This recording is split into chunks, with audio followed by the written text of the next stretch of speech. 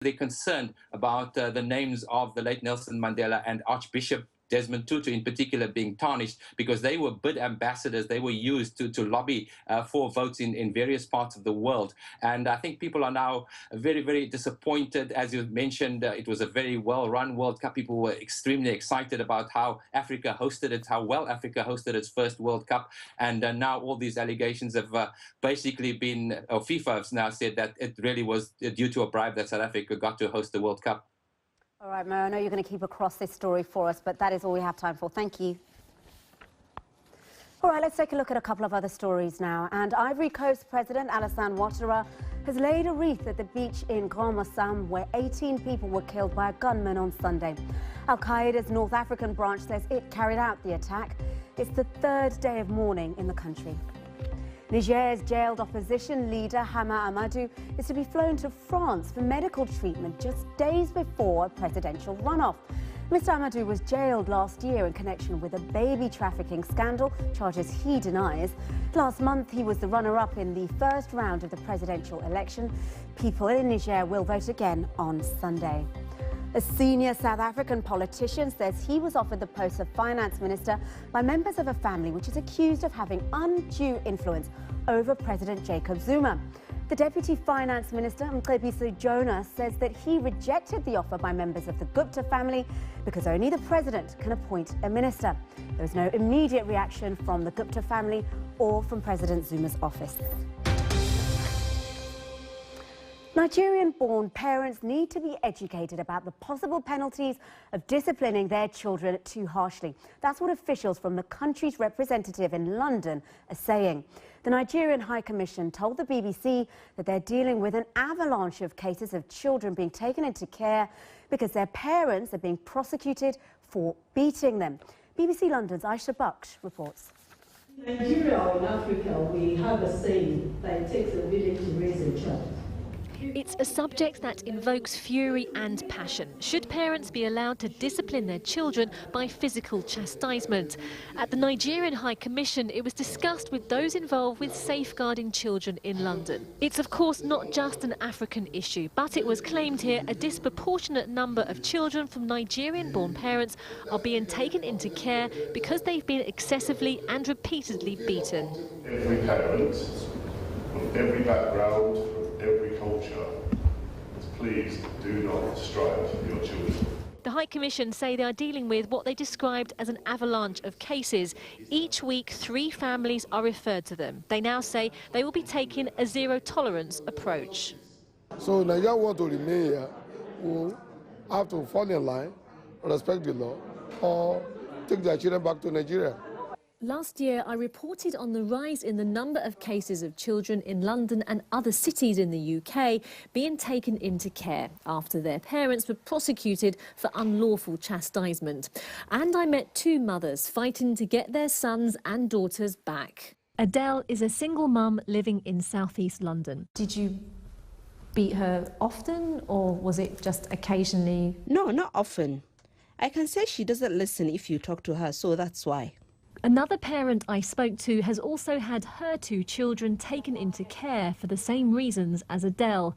Growing up in Nigeria, she says her father would hit her in the same way. To be a single mom is not easy. In our country, if my dad wants, he beats me, even other people too.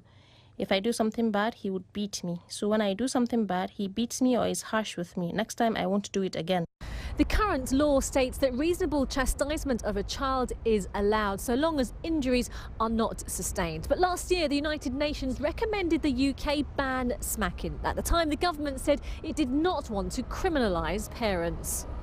Many of the chastisement cases sent to the High Commission are referred to Florence Amakose. She runs a charity in South London which offers families practical support and guidance. The issue we highlighted for me was the cultural clash. They were brought up like that, which is not an excuse, as we said. But if it is an issue, I believe that it needs to be dealt with and they need to be helped, rather than persecuting them all the way. The embassy say they'll also be talking to the government in Nigeria to try and educate people before they travel or relocate to the UK.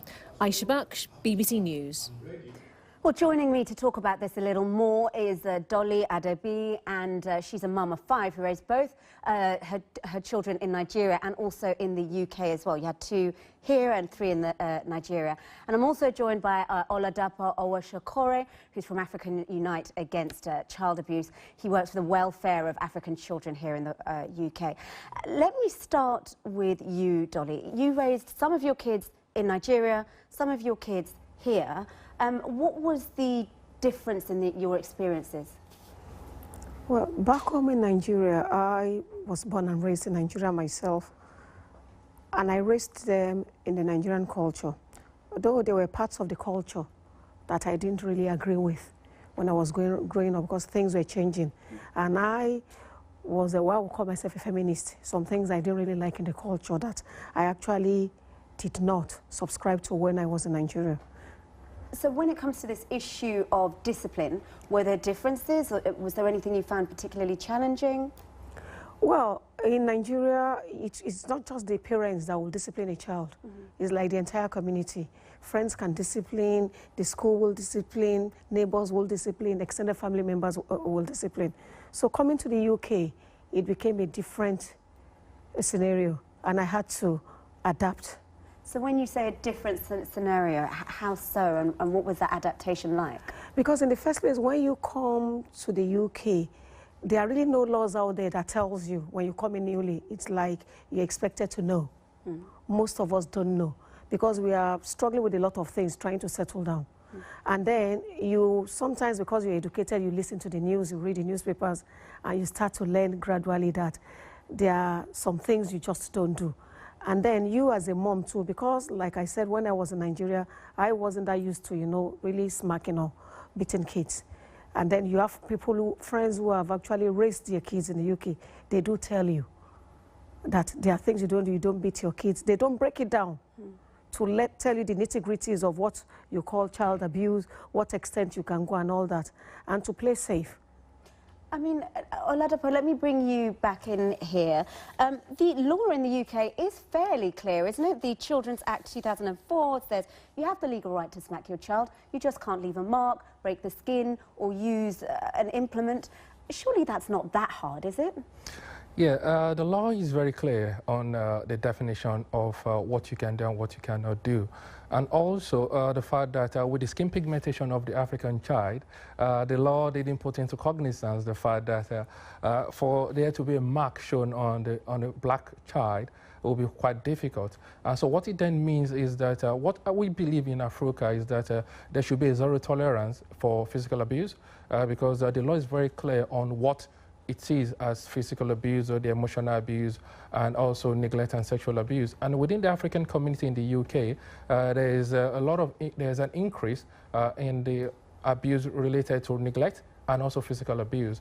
And it's oftentimes the word of the child against the parent. And it's also important that parents coming into the United Kingdom understand what the law says, and they're able also to internalize and find other ways, other proper ways of dealing with children. But sorry to interrupt you, do we have to find other ways? Because many of us got the odd smack here and there as a child, did us no harm at all. Yeah, well, we need to understand the fact that the children, when we were growing up, it was quite different in the sense that children then were a bit more stronger, I would say. But I mean, if we're staying within the law, not leaving a mark, not breaking skin, not using an implement, surely that light smack here, there, doesn't do any harm. Now, at the end of the day, you need to realize the fact that it has a lot of effect on the children, emotional-wise, and they grow up becoming, believing that, smacking or being violent. The increase in the knife and gun crime, you could easily connect it to that. And also, we have children becoming young adults, bullying other children in school because they've learned that act of violence has been right, from the home. I'm just going to bring Dolly in very briefly. I mean, what's your answer to that? Beating creates more violent children. Well, beating is never really the answer, not a solution to anything. There are other ways of punishing, or correcting a child. Like, you can have some curfew in place, tell them either not to watch the television, put some things in place, measures in place. When you come back from school, set your boundaries with them. And I think children, they listen, but you've got to make sure whatever you do, you enforce it. Because if you don't enforce, they just don't take it seriously. Well, they say it's the toughest job in the world, isn't it, being a mum or a dad? So hats off to you both, and thanks for coming in. Thank you very much. You're watching Focus on Africa from BBC World News with me, Lebu Diseko. A little later in the programme, I'll have all the sports news, including an interview with Southampton Saints Victor Wanyama, who's back this weekend from suspension.